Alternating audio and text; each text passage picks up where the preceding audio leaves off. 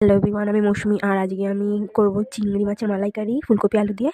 আর পেঁয়াজ কলি আলু ভাজবো। তো এখানে সব রেডি করে নিয়েছি। এখানে ফুলকপি আলু কেটে নিয়েছি, ধনে পাতা কুচিয়ে নিয়েছি, এখানে পেঁয়াজের কলি কাটা রয়েছে, এটা নারকেলের দুধ, গরম জল করে নিয়েছি। আর এই মিক্সিতে মশলাটা পেস্ট করে নিয়েছি। মশলার মধ্যে আমি দিচ্ছি আদা, কাঁচা লঙ্কা, পেঁয়াজ, রসুন আর পাকা টমেটো। এগুলো দিয়ে আমি ভালো করে পেস্ট করে নিয়েছি। এই পেস্টটা দেখাবো। আর এখানে চিংড়ি মাছগুলো কেটে ধুয়ে রাখা আছে, কড়াইতে তেল গরম করে দিয়েছি। তাহলে চলুন শুরু করি।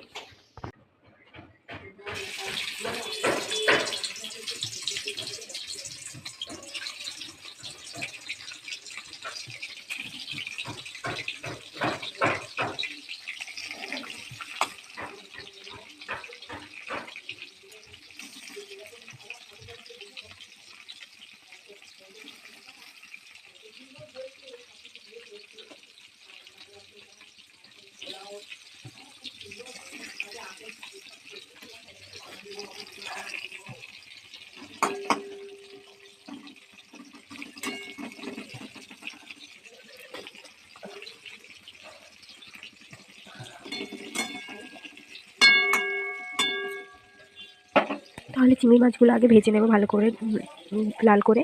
তাহলে সেটা ভেজে নিই আমরা। এখানে চিংড়ি মাছগুলো ভালো করে গোল্ডেন করে ভাজা হয়ে গেছে। তো চিংড়ি মাছগুলো এখানে লাল লাল করে ভেজে নিয়েছি। আর এখানে ফুলকপি আলুটাও একটু ভেজে নিচ্ছি। চিংড়ি মাছের মালাইকারির জন্য আলু, ফুলকপি আর চিংড়ি মাছটা ভাজা হয়ে গেছে। এইদিকে তেল গরম করতে দিয়ে দিয়েছি। এই পেঁয়াজের কলিটা ভেজে নেবো এখন। এখানে আগে পেঁয়াজ আর লঙ্কাটা ভেজে নেবো। আর এখানটা পেঁয়াজ কলি আলু রয়েছে, আলুটাও পেঁয়াজ কলির আগে দেবো, যেহেতু আলুটা একটু মোটা, সেদ্ধ হতে টাইমটা বেশি লাগে তাই।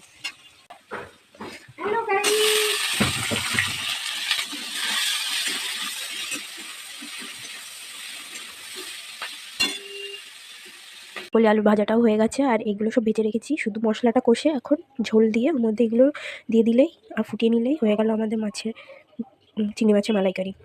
জিরে আর তেজপাতা ফোড়ন দিয়ে দিয়েছি। এবার বাটা মশলাটা দিই। তো মশলাটা কষা হয়ে গেছে ভালোভাবে।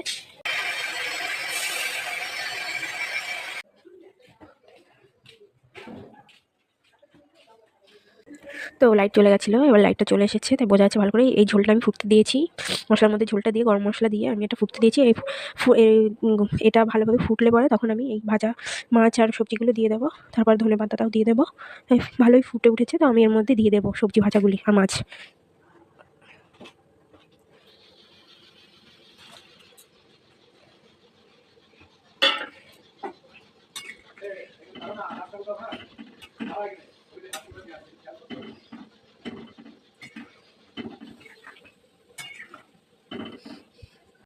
এবার এর মধ্যে আমি নারকেলের দুধটাও দিয়ে দেবো।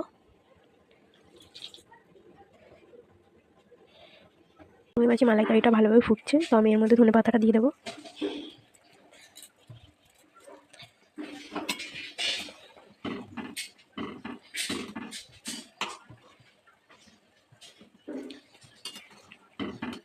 এই পাশে ভাতটাও হয়ে গেছে। তো আজকের রান্না আমার কমপ্লিট। এখানে আমিষ সবজিগুলো রয়েছে, এগুলো হয়ে গেছে। নিরামিষ সবজিগুলো টেবিলে রাখা হয়েছে। আর এই যে ভাত হয়ে গেছে। তো আজকে আমার রান্না কমপ্লিট। টাটা।